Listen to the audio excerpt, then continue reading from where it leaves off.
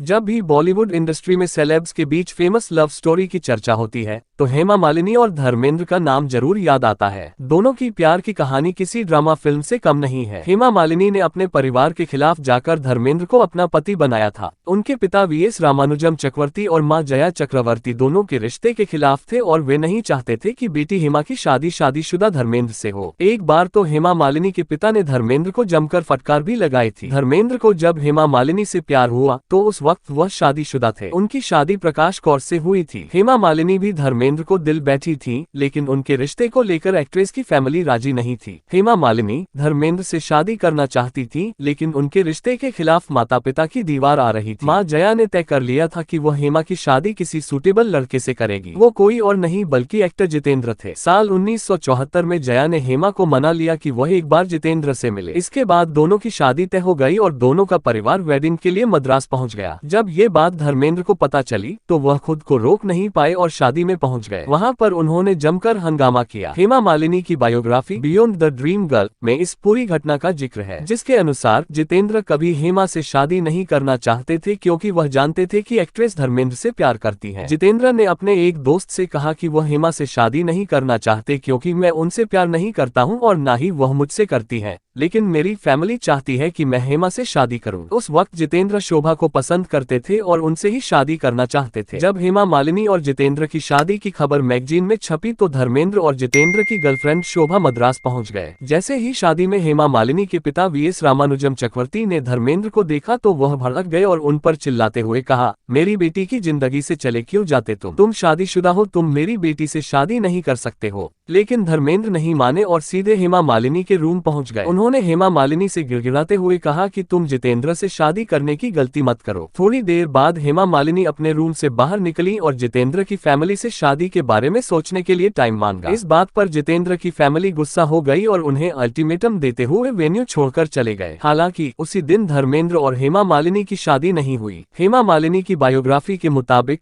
धर्मेंद्र ने बहुत ज्यादा शराब पीना शुरू कर दिया था और अपने प्रति उनका प्यार देखकर हेमा मालिनी परेशान होने लगी थी। इसके बाद धर्मेंद्र ने हेमा मालिनी से वादा किया कि वह सुधर जाएंगे। फिर दोनों ने 2 मई 1980 को शादी रचा ली थी।